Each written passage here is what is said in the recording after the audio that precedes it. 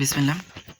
আচ্ছা, আমরা অষ্টম অধ্যায় শুরু করব এবং অষ্টম অধ্যায় শুরু করার আগে একটু আমরা সপ্তম অধ্যায়ে ব্যাক করি। সপ্তম অধ্যায়ে আমরা তাপ উৎপাদী এবং তাপহারী বিক্রিয়ার সাথে পরিচিত হয়েছিলাম। আমরা দেখছিলাম যে তাপ উৎপাদী বিক্রিয়া আমার তাপ উৎপন্ন হয় এবং তাপহারী বিক্রিয়া আমার তাপ শোষিত হয়।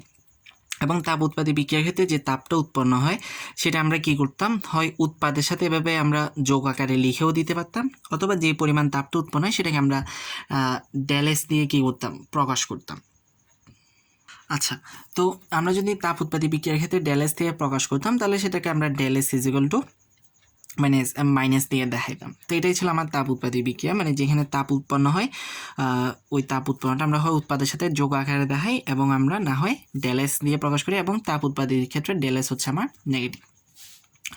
এবার আমরা তাপহারী বিক্রিয়াও দেখছিলাম। তাপহারী বিক্রিয়ার মানে হচ্ছে আমার সেটা বিক্রিয়কে তোমার কি হচ্ছে, মানে বিক্রিয়কে তোমার তাপ দিতে হচ্ছে, ঠিক আছে, মানে বিক্রিয়ায় তাপ শোষিত হচ্ছে। তো যেহেতু আমার বিক্রিয়ায় তাপ দিতে হচ্ছে, যার কারণে আমি বিক্রিয়কের সাথে হয়তো তাপটা যোগ আকারে দেখাইতাম, অথবা আমরা ওখানে দেখছিলাম যে তাপহারী বিক্রিয়ায় আমার ডেলেজের মানটা কী হয়, পজিটিভ হয়। তো এই দুইটা জিনিস আমরা এখানে আবার পড়ব। এবং এখানে যে এই যে যেমন ধর আমরা এখানে দেখছি যে ডেলেস ইজিক্যাল টু ডিরেক্টলি -92 লিখে দিছে, আবার এই বিক্রিয়া ডেলেস ইজিক্যাল টু +180 লিখছে, এটা কীভাবে নির্ণয় করছে ওই বিষয়টা আমরা অষ্টম অধ্যায়ে শিখব আর কি। আচ্ছা, অষ্টম অধ্যায়ে আমাদের হচ্ছে রাসায়নিক শক্তি। প্রথমে এখানে দেওয়া আছে রাসায়নিক শক্তির উৎস। রাসায়নিক শক্তির উৎস আমরা দুইভাবে পেতে পারি, একটা হচ্ছে তোমার বন্ধন শক্তি, আর একটা হচ্ছে তোমার আন্তঃআণবিক শক্তি। এই শক্তিগুলোকে তোমার বলা হয় রাসায়নিক শক্তি। এখন বন্ধন শক্তি কি আবার আন্তঃআণবিক শক্তি কি সেটা একটু দেখি আমরা। বন্ধন শক্তি বলতে সাধারণত তোমরা হয়তো এখন পর্যন্ত এই তিনটা বন্ধনের সাথে পরিচিত হয়েছ। একটা হচ্ছে আয়নিক বন্ধন, একটা হচ্ছে সমযোজী বন্ধন, একটা হচ্ছে তোমার ধাতব বন্ধন। ইন্টারে উঠলে আরও নতুন কিছু বন্ধনের সাথে পরিচিত হবে। যেমন ধরো সোডিয়াম ক্লোরাইড, আমরা জানি আয়নিক বন্ধন কী হয়, একটা ধাতু আর একটা অধাতুর মধ্যে। এই যে সোডিয়াম আর ক্লোরিনের মাঝখানে যে আয়নিক বন্ধনটা গঠিত হয়েছে, এখানে এই যে বন্ধন গঠন করতে যে শক্তিটা লাগছে বা ওইটাই হচ্ছে তোমার এখানে কি ওদের বন্ধনের মধ্যে, মানে এই যে সোডিয়াম এবং ক্লোরিনের এই আয়নিক বন্ধনের মধ্যে যে শক্তিটা, সেটাই হচ্ছে তোমার কি বন্ধন শক্তি। তো সেটা তোমার যে কোনো মানে কোনো একটা বন্ধনের মধ্যে যে শক্তি ওটাই, ঠিক সেটা তোমার একটা সমযোজী বন্ধনের মধ্যে হতে পারে, যেমন তোমার কার্বন ডাইঅক্সাইডের মধ্যে হতে পারে, অথবা একটা ধাতব বন্ধনের মধ্যে হতে পারে। ধাতব বন্ধন এখানে দেখাই নেই কেন, যে দেখো ধাতব বন্ধন একটা ছবি দেখাই, ক্লিয়ার হবে। এই যে দেখো, এটা হচ্ছে একটা আয়রনের গঠন। তো আমরা জানি যে একটা ধাতব বন্ধনে অনেকগুলো ধাতব পরমাণু কি তোমার একে অপরের সাথে এভাবে যুক্ত থাকে, ঠিক আছে, মানে আয়নিক বা সমযোজী বন্ধনের মতো থাকে না। তো এই যে অনেকগুলো ধাতব পরমাণু যে একে অপরের সাথে এই যে বন্ধন গঠন করছে, এই বন্ধনের মধ্যে যে শক্তিটা সেটাই তোমার কি বন্ধন শক্তি। তো বন্ধন শক্তি মানে কি, যে বন্ধনে আবদ্ধ একটি পরমাণুর সাথে একটি পরমাণু যে আকর্ষণ শক্তির মাধ্যমে থাকে, যুক্ত থাকে। তো আমি যে উদাহরণগুলো দিছি ওগুলো এখানে তোমার বলছে, মানে একটা তোমার এইখানে মানে কোন একটা বন্ধন কিসের মধ্যে গঠিত হয়, দুইটা পরমাণুর মধ্যে তো গঠিত হবে। এই যে দুইটা পরমাণুর মধ্যে যে তোমার এখানে বন্ধনে যে শক্তিটাই, সেটাই হচ্ছে তোমার বন্ধন শক্তি। এখন আছে আন্তঃআণবিক শক্তি, এটা কি? এখানে দেখো কি বলছে আন্তঃআণবিক শক্তি, যে বলা হয়েছে সমযোজী যৌগের অণুসমূহ একে অপরের সাথে যে আকর্ষণ শক্তির মাধ্যমে যুক্ত থাকে তাকে বলা হয় আন্তঃআণবিক শক্তি। যেমন পানি একটি সমযোজী যৌগ, একটি পানির অণুর সাথে আশেপাশে অন্যান্য পানির অণুসমূহ আন্তঃআণবিক আকর্ষণ শক্তির মাধ্যমে যুক্ত থাকে। যেমন ধর তুমি এক গ্লাস পানি নিলা, ঠিক আছে, এক গ্লাস পানির মধ্যে তোমার খালি একটা পানির অণু থাকে না, ওই পানির অণুর আশেপাশে আরও অনেকগুলো পানির অণু থাকে। তো এই পানির অণুগুলো একটা আরেকটার সাথে এভাবে লেগে কীভাবে থাকে, ঠিক আছে, ওরা কীভাবে লেগে থাকে একটা আরেকজনকে, যে পানি, যেমন এখানে আমি একটা পানির অণু আঁকছি, দেখো অনেকগুলো পানির অণু রাখছি, এভাবে কেন আঁকছি, একটা হাইড্রোজেন দুইটা অক্সিজেন, সরি একটা অক্সিজেন দুইটা হাইড্রোজেন, একটা অক্সিজেন দুইটা হাইড্রোজেন, একটা অক্সিজেন দুইটা হাইড্রোজেন। তো সবগুলো পানির অণু একে অপরের সাথে যে বলে বা যে আকর্ষণ শক্তির মাধ্যমে একে অপরের সাথে যুক্ত হয়ে আছে, ওটাই হচ্ছে তোমার কি আন্তঃআণবিক শক্তি। আচ্ছা, তো এরপর দেখো কি লেখা আছে, অন্যদিকে সোডিয়াম ক্লোরাইডের আয়নিক যৌগে একটি সোডিয়াম আয়নের চারদিকে 6টি ক্লোরাইড আয়ন অবস্থান করে, আর এখানে একটি সোডিয়াম ও 6টি ক্লোরাইড আয়নের মধ্যে আকর্ষণ বিদ্যমান থাকে। আবার প্রত্যেকটি ক্লোরাইড আয়নের চারদিকে 6টি সোডিয়াম আয়ন অবস্থান করে, এখানে প্রত্যেকটি ক্লোরাইড আয়ন ও 6টি সোডিয়াম আয়নের মধ্যে আকর্ষণ বিদ্যমান থাকে। তখন একটু মাথার মধ্যে আসতে পারে যে একটু আগে তো দেখালাম যে এখানে সোডিয়াম ক্লোরাইডের মধ্যে তো একটা সোডিয়াম একটা ক্লোরিন, এখানে আবার একটা সোডিয়ামের চারপাশে 6টা ক্লোরাইড, আবার একটা ক্লোরাইডের চারপাশে 6টা সোডিয়াম, এটা করতে আসলো। এটা হচ্ছে কি তোমার সোডিয়াম ক্লোরাইড হয়তো ক্লাস 8 বা কোথাও হয়তো পড়ে থাকতে পারে যে সোডিয়াম ক্লোরাইড তোমার ক্যালাস আকারে থাকে, ঠিক আছে, ক্যালাসিত বা স্ফটিক অবস্থায় থাকে। এই যে এরকম একটা আকার নিয়ে থাকে তোমার সোডিয়াম ক্লোরাইড, ঠিক আছে। এই যে দেখো এখানে হচ্ছে তোমার সবুজগুলো হচ্ছে ক্লোরিন আর সাদাগুলো হচ্ছে তোমার সোডিয়াম।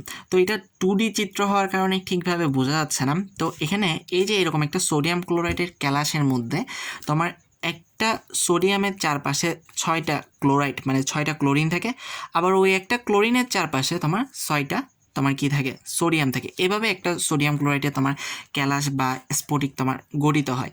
মানে তোমার যেমন তো লবণ যেখানে আছে, তো লবণের মধ্যে তো তোমার খালি একটা লবণের অণু নেই, অনেকগুলো লবণের কি অণু ওখানে কি একসাথে আছে। যেমন তো একটু আগে আমরা পানির মধ্যে দেখলাম, ঠিক আছে। এই যে অনেকগুলো এগুলি কিভাবে থাকে, এগুলো এই যে এভাবে স্ফটিক বা ক্যালাস আকারে থাকে, ঠিক আছে। এই যে এটা হচ্ছে তোমার সোডিয়াম ক্লোরাইডের স্ফটিক বা ক্যালাস গঠনটা, যেখানে একটা সোডিয়ামের চারপাশে 6টা ক্লোরিন এবং একটা আবার ওই ক্লোরাইড বা ক্লোরিনের চারপাশে আবার কি থাকে তোমার 6টা সোডিয়াম থাকে। তো এটাই এখানে বলা হয়েছে। এবং এখানে আরও একটা কথা বলা আছে, দেখো যে আয়নিক যুগে আয়নসমূহের মধ্যে যে আকর্ষণ শক্তি থাকে ওই আকর্ষণ শক্তি সমযোজী যৌগের আন্তঃআণবিক শক্তির চেয়ে অনেক বেশি।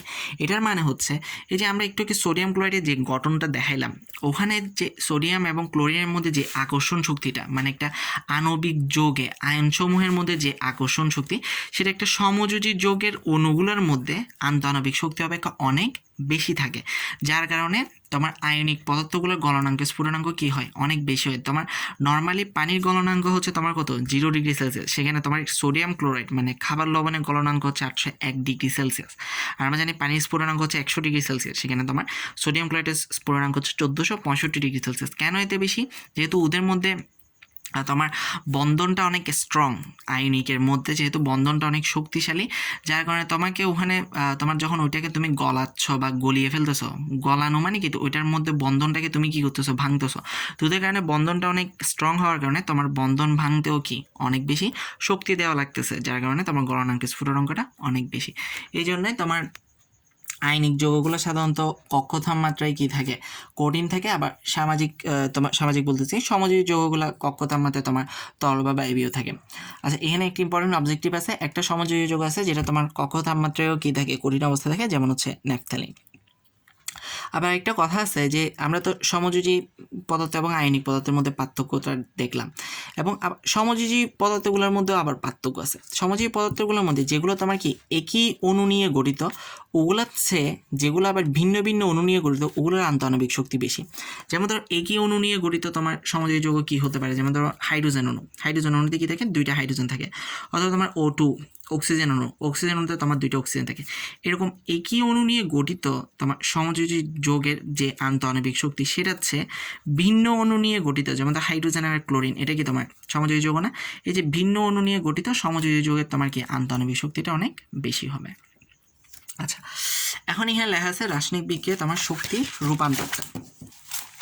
রাসায়নিক বিক্রিয়া কী বলা আছে, প্রত্যেক পদার্থের মধ্যে কিছু শক্তি বিদ্যমান থাকে, যেটা একটু আগে আমরা দেখলাম যে তোমার হয় সেটা একই পরমাণুগুলোর মধ্যে বন্ধন শক্তি হিসেবেও থাকতে পারে, অথবা অনেকগুলো অণুর মধ্যে আন্তঃআণবিক শক্তি হিসেবেও থাকতে পারে। তো কোনো একটা রাসায়নিক বিক্রিয়ায় হয় তোমাকে বিক্রিয়ক সমূহকে শক্তি দিয়ে বিক্রিয়া ঘটাতে হবে, অথবা কোনো রাসায়নিক বিক্রিয়া ঘটার ফলে তোমার শক্তি উৎপন্ন হবে, অর্থাৎ রাসায়নিক বিক্রিয়ায় শক্তি রূপান্তর ঘটে। বিক্রিয়া ঘটাতে যে শক্তি দিতে হয় বা বিক্রিয়া ঘটার ফলে যে শক্তি উৎপন্ন হয় সেটা তোমার বিভিন্নভাবে হতে পারে, তাপ শক্তি বা আলোক শক্তি বা বিদ্যুৎ শক্তি, শব্দ শক্তি, যে কোনোভাবে সেটা তোমার আসতে পারে। মেইন কথা সেটা তোমার শক্তি উৎপন্ন হচ্ছে বা শক্তি দিতে হচ্ছে। তো একটু আগে আমরা 7 চ্যাপ্টারে দেখছিলাম যে আমার তাপহারী বিক্রিয়াতে আমার কি দিতে হচ্ছিল, ওই যে বিক্রিয়কের মধ্যে শক্তি দিতে হচ্ছিল, যার কারণে তাপহারী বিক্রিয়ায় আমরা যে তাপটা লাগে ওইটা আমরা কি করি বিক্রিয়কের সাথে যোগ করে দিই, মানে ওখানে আমার বিক্রিয়ার মধ্যে আমি কি দিচ্ছি শক্তি দিচ্ছি। আর তাপহারী বিক্রিয়া আমার শক্তিটা উৎপন্ন হয়, যার কারণে শক্তিটা আমরা তাপ উৎপাদী বিক্রিয়া আমার শক্তিটা উৎপন্ন হয়, যার কারণে আমরা কি করি তাপ উৎপাদী বিক্রিয়ার ক্ষেত্রে শক্তিটা উৎপাদের সাথে যোগ আকারে লিখে নিই। তার মানে আমার শক্তি দেওয়া হয় কোন বিক্রিয়ার ক্ষেত্রে, তাপহারী বিক্রিয়াতে শক্তি দেওয়া হয় এবং শক্তি উৎপন্ন হয় কোন বিক্রিয়াতে, তাপ উৎপাদী বিক্রিয়াতে। এরপর আছে শক্তি পরিমাপের একক, এগুলো ছোটোবেলায় পড়ছি, ক্যালোরি কি বা তোমার জুল কি, এবং ক্যালোরি এবং জুলের মধ্যে সম্পর্কে এগুলো দেখা আছে। 1 কিলো ক্যালোরি সমান আমরা জানি 1000 ক্যালোরি। এবং জুলটা কোথা থেকে আসতেছে, ওই যে আমরা কাজ সমান তো পড়ে থাকছে বল ইন্টু সরণ, তোমার 1 নিউটন বল প্রয়োগ করলে যদি 1 মিটার পরিমাণ সরণ হয় তাহলে তখন আমরা বলি কি 1 জুল পরিমাণ কাজ হয়েছে। আর ক্যালোরি আর জুলের মধ্যে সম্পর্ক হচ্ছে 1 ক্যালোরি বড়, 1 ক্যালোরি সমান হচ্ছে 4.18 জুল। আচ্ছা, এরপর এটা তো আমরা দেখছি যে তাপের পরিবর্তনের ভিত্তিতে রাসায়নিক শ্রেণী দুইভাবে ভাগ করতে পারে, একটা তাপ উৎপাদী, একটা তোমার কি তাপহারী বিক্রিয়া। ঠিক আছে, তো তাপ উৎপাদী হলে তোমার ডেলেজের মান নেগেটিভ হবে, আর তাপহারী হলে ডেলেজের মান পজিটিভ হবে, এগুলো আমরা জানি। আচ্ছা, এখন হচ্ছে তুমি ডেলেজের মানটা মানে এই যে ড্যালেজের, আমি যেটা একটু আগে বলছিলাম আমরা যে এই চ্যাপ্টারে ড্যালেজ কীভাবে বের করে সেটা দেখবো। এবং এই ড্যালেজের পরিমাণটা তুমি দুইভাবে হিসাব করতে পারো, একটা হচ্ছে তোমার অভ্যন্তরীণ শক্তি দিয়ে, আর একটা হচ্ছে তোমার বন্ধন শক্তি দিয়ে।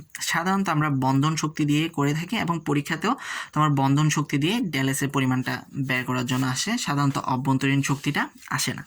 আচ্ছা, তাও যদি অভ্যন্তরীণ শক্তি দিয়ে আমরা বের করতে যাই তাহলে আমরা কি করব? অভ্যন্তরীণ শক্তি দিয়ে যদি আমরা ড্যালেসের মান বের করতে যাই তাহলে আমরা উৎপাদের মোট অভ্যন্তরীণ শক্তি থেকে বিক্রিয়কের মোট অভ্যন্তরীণ শক্তিটা মাইনাস করব। আর যদি আমরা বন্ধন শক্তি দিয়ে বের করতে চাই তাহলে হচ্ছে উল্টাটা, বিক্রিয়ক সমূহের মোট বন্ধন শক্তি থেকে উৎপাদ সমূহের মোট বন্ধন শক্তি আমরা কী করব? মাইনাস করব। তো E2 E1 B1 B2 এগুলো মনে রাখার উপায় কি? ওই যখন বিক্রিয়ক হচ্ছে তখন দেখো 1, যখন বিক্রিয়ক হচ্ছে তখন 1, আর যখন উৎপাদ হচ্ছে তখন 2।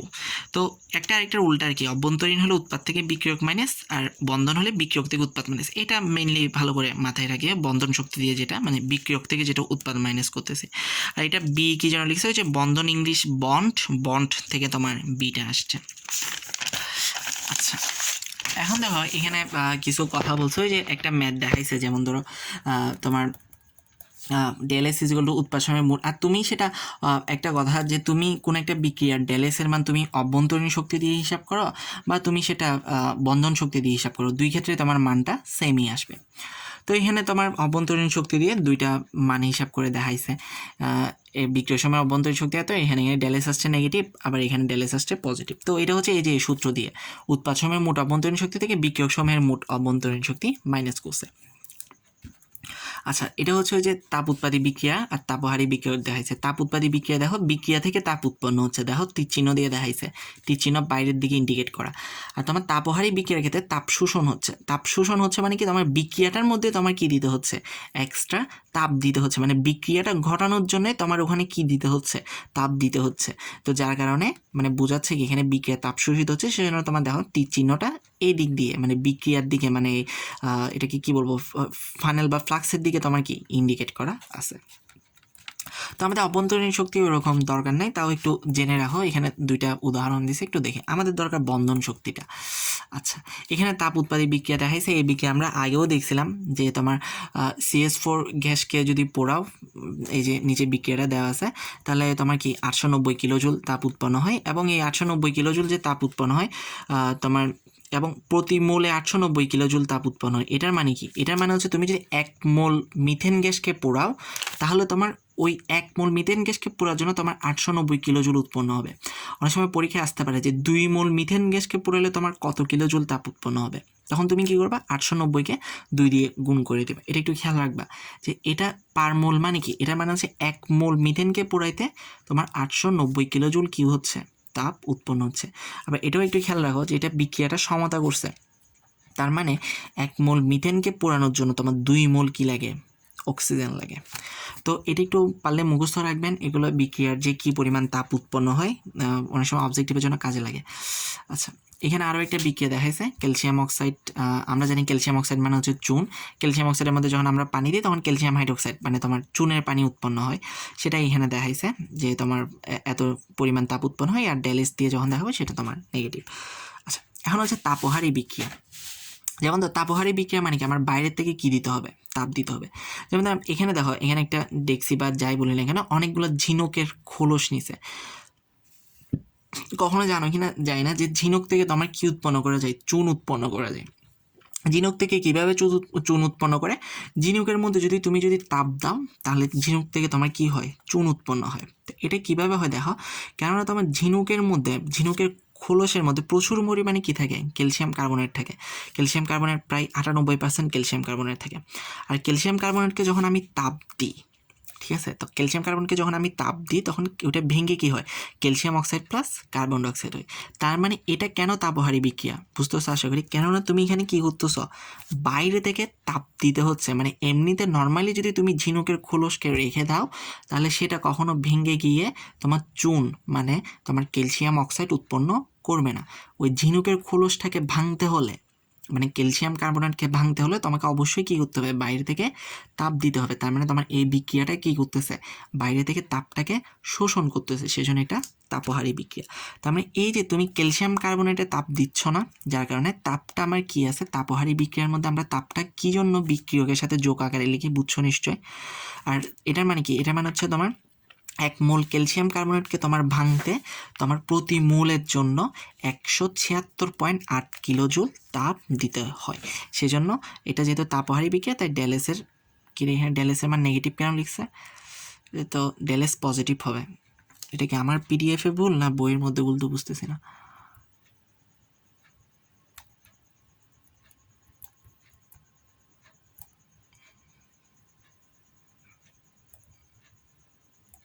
এখানে তোমার বইয়ে কি আছে তো বুঝতেছি না। এটা ডেলেস পজিটিভ হবে, এটা প্লাস হবে, এটা নেগেটিভ হবে না, এটা প্লাস হবে। ঠিক আছে, নেগেটিভ আসবে না, এটা পজিটিভ হবে। কেননা তাপহারী বিক্রিয়া আমরা জানি কি ডেলেসের মান কী হয়, পজিটিভ হয়। তাপহারী বিক্রিয়া ডেলেস এটা পজিটিভ হবে। তোমার বই যদি নেগেটিভ থাকে পজিটিভ করে নিও। আচ্ছা, একটু আগে আমরা অভ্যন্তরীণ শক্তির মাধ্যমে বন্ধন এই ডেলেসের মান হিসাব করা দেখছি। এখন আমরা এই যে এই ডেলেসগুলো আসতেছে এগুলো হিসাব করা দেখব বন্ধন শক্তির মাধ্যমে, যেটা তোমার পরীক্ষার মধ্যে আসে। এবং বন্ধন শক্তির সূত্রটা আমি একটু আগে দেখাইছি যে তোমার বিক্রিয়কের মোট বন্ধন শক্তি থেকে আমি কি করব, উৎপাদের মোট বন্ধন শক্তি মাইনাস করব। আচ্ছা, একটা জিনিস খেয়াল করো, আমরা যখন একটা বিক্রিয়া হয় তখন কি হয়, তখন বিক্রিয়কগুলোর মধ্যে বন্ধনটা ভেঙে যায়, ভেঙে গিয়ে তোমার কি হয়, উৎপাদের মধ্যে বন্ধনটা তোমার কি হয়, গঠন হয়। যার কারণে এখানে লিখছে বিক্রিয়কগুলোর বন্ধন ভাঙার জন্য দেওয়া মোট বন্ধন শক্তি এবং উৎপাদগুলোর বন্ধন তৈরি হওয়ার জন্য মানে উৎপাদগুলোর বন্ধন গঠন হওয়ার জন্য নির্গত হওয়া মোট বন্ধন শক্তি। মানে আমরা যখন একটা বিক্রিয়া করি, বিক্রিয়াতে কি হয়, বিক্রিয়ক থেকে যে উৎপাদ হচ্ছে তখন কি হয়, তখন হয় কি বিক্রিয়কের মধ্যে যে বন্ধনটা থাকে সেটা ভেঙে যায়, ভেঙে উৎপাদের বন্ধনটা কি হয়, গঠিত হয়। যার কারণে এটা এভাবে লিখছে। আচ্ছা, একটা করার পরেই তোমার ইজি হয়ে যাবে। তো এখানে ওই কথাগুলোই বলছে যে একটু আগে যেগুলো বলছিলাম বন্ধন শক্তি নিয়ে, ওগুলোই একটু দেখে নিয়ে নিজে। আচ্ছা, এখানে তোমার বইয়ে আচ্ছা আরেকটা জিনিস, এই যে বিভিন্ন কিছুর মধ্যে যে বন্ধনগুলা দিছে, ঠিক আছে, এগুলা একটু আল্লাহর রহমতে এগুলো একটু মুখস্থ করে ফেললেন। কেননা এই যে এগুলা তোমার পরীক্ষার মধ্যে দিতেও পারে নাও দিতে পারে, সেই জন্য এখানে যতগুলো দিছে এগুলো একটু আস্তে ধীরে এখন থেকে এগুলো আস্তে ধীরে একটু মুখস্থ করে ফেলিও। কেননা তোমার ডেলেসের পরিমাণ হিসাব করা বন্ধন শক্তির মাধ্যমে পরীক্ষায় আসে। আচ্ছা, এটার মানে কি যে সিএইচ, এটার মানে হচ্ছে একটা সিএইচ বন্ধন ভাঙতে বা বন্ধন গঠিত হতে তোমার এত পরিমাণ শক্তি লাগে। মানে তোমার একটা আবার একটা জিনিস খেয়াল করো, একটা বন্ধন মানে গঠন হতে যে শক্তি, একটা বন্ধন ভাঙতেও কিন্তু ঠিক সেই একই পরিমাণ শক্তি লাগবে। যেমন ধরো এই যে তুমি ধরো একটা কার্বন আর হাইড্রোজেন, এই যে কার্বন আর হাইড্রোজেন, এখন ওদের মধ্যে বন্ধন হয় নাই, ঠিক আছে। ওদের মধ্যে বন্ধন কিভাবে হয়, যে হাইড্রোজেন ধরো, হাইড্রোজেনের একটা হাত, ওই একটা হাত কার্বনের একটা হাতের সাথে এভাবে বন্ধন গঠিত হয়েছে। এই যে বন্ধনটা গঠিত হয়েছে 1 মোল, মানে একটা কার্বন এবং একটা হাইড্রোজেন মানে 1 মোল, এই বন্ধনটা গঠিত হতে তোমার প্রতি মোলের জন্য শক্তি লাগে 414 কিলোজুল, ঠিক আছে।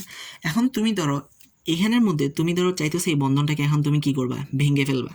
কার্বন আর হাইড্রোজেনের মধ্যে এই যে সম্পর্কটা তুমি নষ্ট করে দিবা, বন্ধনটা তুমি ভেঙে দিবা, তাহলেও কিন্তু তোমাকে কি ওই যে বন্ধন গঠন করতে যে পরিমাণ শক্তিটা লাগছিল ঠিক সে পরিমাণ তোমাকে কি দিতে হবে, শক্তি দিতে হবে। ঠিক ওই পরিমাণ যদি শক্তি তুমি এখানে প্রয়োগ করো তাহলেই এই কার্বন আর হাইড্রোজেনের মধ্যে বন্ধনটা কি হয়ে যাবে, তোমার ভেঙে যাবে। মানে এটাই বোঝাতে চাইতেছি এখানে যে তোমার শক্তির পরিমাণগুলো দিছে এগুলো বন্ধন গঠন করতে যে শক্তি, মানে এগুলা বিক্রিয়কের মধ্যে যদি থাকে তাহলে এগুলো বন্ধন গঠন করতে যে শক্তি, বিক্রিয়কের মধ্যে থাকলে বন্ধন ভাঙতে যে শক্তি, আর যদি এগুলো উৎপাদের মধ্যে থাকে তাহলে বন্ধন গঠন করতেও সেম শক্তি। মানে বন্ধন ভাঙা এবং বন্ধন গঠন করার শক্তি কিন্তু আলাদা না, দুই ক্ষেত্রেই সেম শক্তি লাগে। গঠন করতে যে শক্তি লাগবে তোমার যদি বন্ধনটাকে ভাঙতে হয় তাহলেও ঠিক তোমাকে কি সেই পরিমাণ শক্তিটা দিতে হবে। এখানে 1 মোলের জন্য এগুলো দেওয়া আছে, এগুলো একটু মুখস্থ করে ফেলবা। আচ্ছা, এখানে একটা তোমার এখন বিক্রিয়া দিছে, CH4 এর সাথে ক্লোরিনের বিক্রিয়া CH3Cl প্লাস ক্লোরিন উৎপন্ন হয়, এখানে ডেলেসের পরিমাণ হিসাব করতে বলছে। তাহলে এখানে দেখো, এখানে তোমার CH4, ঠিক আছে, CH4 মানে কি তোমার একটা কার্বনের সাথে 4টা হাইড্রোজেন আছে, ঠিক আছে, একটা কার্বনের সাথে 4টা হাইড্রোজেন থাকা মানে কি তোমার কয়টা CH বন্ধন আছে, 4টা CH বন্ধন আছে। এখানে ভালো করে হিসাব করে দেখাই নাই।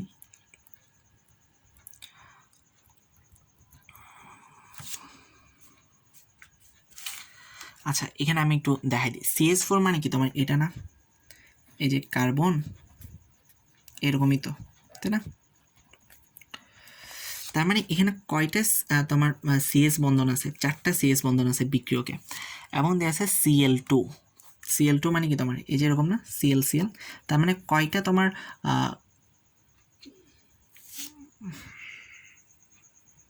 আচ্ছা, এটা আমি লিখে রাখছি, একটু দেখাই, এখন এইমাত্র লিখলাম। এখানে তোমার বইয়ে আরও একটা ভুল লিখছে, আমি বুঝতেছি না এটা কি আমার PDF-এ ভুল না তোমার বইয়েও ভুল আছে।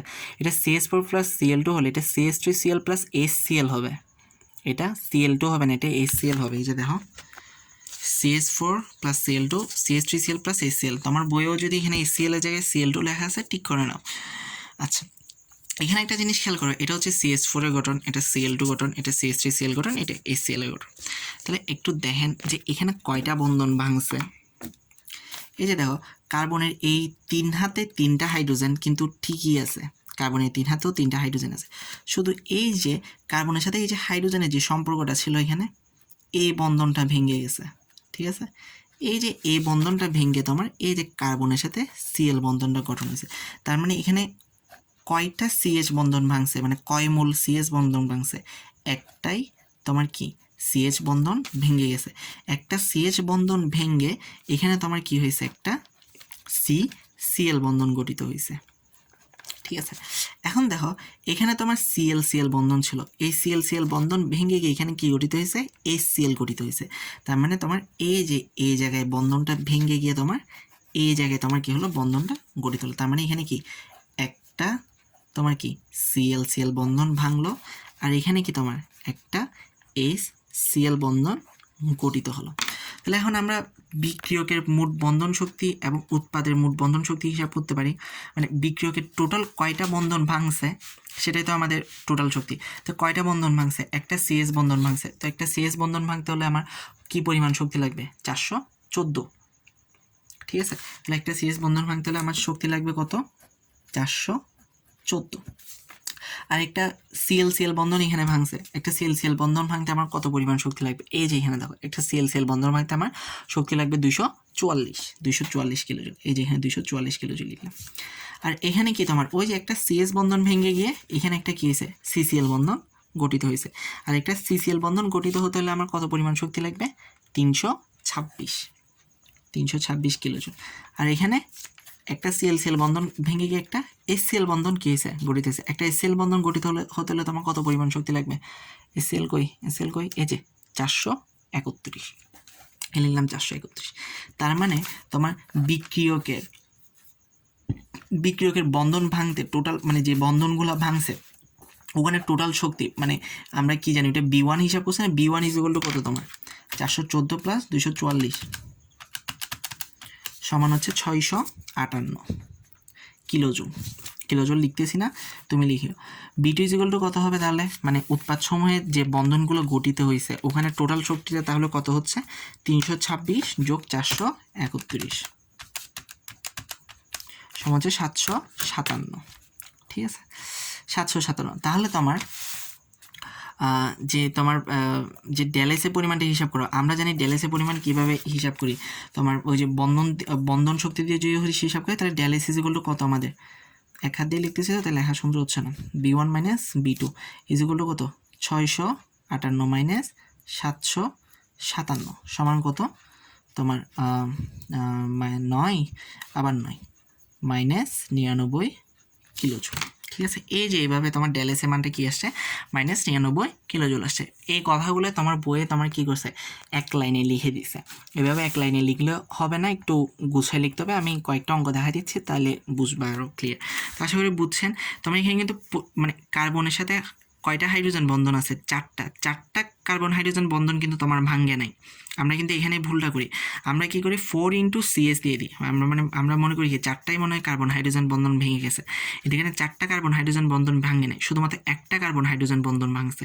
ওই একটা কার্বন হাইড্রোজেন বন্ধন ভেঙে তোমার একটা কার্বন ক্লোরিন বন্ধন গঠিত হয়েছে। ঠিক অনুরূপভাবে এখানেও একটা ক্লোরিন ক্লোরিন বন্ধন ভেঙে গিয়ে একটা হাইড্রোজেন ক্লোরিন বন্ধন গঠিত হয়েছে। আচ্ছা, আমরা এখন কয়েকটা অঙ্ক দেখলে আরও ক্লিয়ার হয়ে যাবে। তোমার বইয়ে শুধু একটা ম্যাথ দিছে, কিন্তু আরও অনেকগুলো লাগবে। ওই যে আমরা মিথেনের মধ্যে দেখলাম না যে মিথেনকে তোমার এক মোল মিথেনকে অক্সিজেনের পরিতে 890 কিলোজুল তাপ উৎপন্ন হয়, সেটা আমরা এখন বের করব। তোমার পরীক্ষার মধ্যে অনেক সময় প্রশ্ন তোমার এভাবেও দেওয়া থাকতে পারে, CH4+O2 CO2 + H2। যদি এভাবে দেওয়া থাকে, তোমার ডেলেসের পরিমাণ হিসাব করার আগে অবশ্যই তোমার বিক্রিয়াটাকে কী করতে হবে, সমতা করতে হবে। আবারও বলতেছি, ডেলেসের পরিমাণ হিসাব করতে হলে তোমার বিক্রিয়াকে অবশ্যই কী করতে হবে, তুমি যদি বন্ধন শক্তি দিয়ে ডেলেসের পরিমাণ হিসাব করো, তাহলে অবশ্যই তোমার বিক্রিয়াকে সমতা করতে হবে। তো এখানে আমি বিক্রিয়া সমতা করছি, আশা করি বিক্রিয়া সমতা করতে জানো। কীভাবে করলাম দেখো, এখানে হচ্ছে অক্সিজেন কয়টা, সরি এখানে হচ্ছে হাইড্রোজেন কয়টা, 4টা, কিন্তু এখানে হাইড্রোজেন 2টা। তো এটাকেও 4টা বানানোর জন্য এখানে 2 দিলাম, 2 × 4। তো এখানে যখন 2 দিয়ে দিলে তখন অক্সিজেন কয়টা হয়ে গেছে, এখানে 2টা অক্সিজেন, এখানে 2টা অক্সিজেন, তাহলে 4টা অক্সিজেন হয়ে গেছে। এখানে অক্সিজেন আছে 2টা, তখন এটাকেও 4টা করার জন্য এখানে 2O2 দিলাম। আমার নিচে লিখতে মনে ছিল না, সেজন্য আমি উপরে লিখে দিয়েছি। তাহলে এখানে খেয়াল করো, এখানে হচ্ছে CH4 লিখলাম, 2টা অক্সিজেন অণু লিখলাম, একটা কার্বন ডাইঅক্সাইড লিখলাম, এবং 2টা পানির অণু। পানি কীরকম থাকে, SOS, একটা হাইড্রোজেন, হাইড্রোজেনের 2 হাতে 2টা সরি একটা অক্সিজেন, অক্সিজেন 2 হাতে 2টা হাইড্রোজেন। ওকে, তাহলে এখানে এখন খেয়াল করো, এখানে বন্ধন কোনটা ভাঙছে এবং বন্ধন কোনটা গঠিত হয়েছে। যেমন ধরো এই যে এখানে যেমন ধরো এখানে তোমার মানে 4টা CS বন্ধনের মধ্যে শুধু একটা ভাঙছিল, ওইটাই গঠিত হয়েছিল। তো এখানের ক্ষেত্রে দেখো, এখানে সবগুলো বন্ধনই ভেঙে গেছে। ঠিক আছে, তোমার কার্বনের 4 হাতে 4টা হাইড্রোজেন ছিল, কিন্তু এখন কার্বনের কি 2 হাতে একটা হাইড্রোজেন, ওই 2 হাতে আরেকটা হাইড্রোজেন। তার মানে এই যে কার্বনের 4 হাতে 4টা হাইড্রোজেন ছিল, এখন কার্বনের আশেপাশে কোথাও হাইড্রোজেন আছে নাই।